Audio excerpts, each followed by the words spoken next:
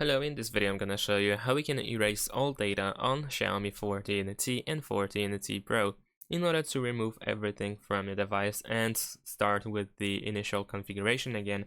What you need to do is go to the settings. Then in the settings you want to go to About Phone at the top of the settings list. Scroll down just a little bit until you find Factory Reset option. Go there. Over here you will read that everything will be erased from your device. And of course you want to make sure that you have a backup of all important files that you don't want to lose.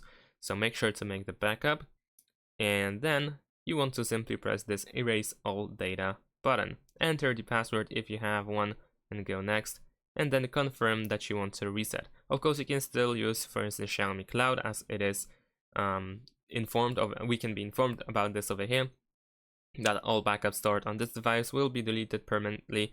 So you might need to use the cloud service in order to do that, so you need to back up by yourself somehow.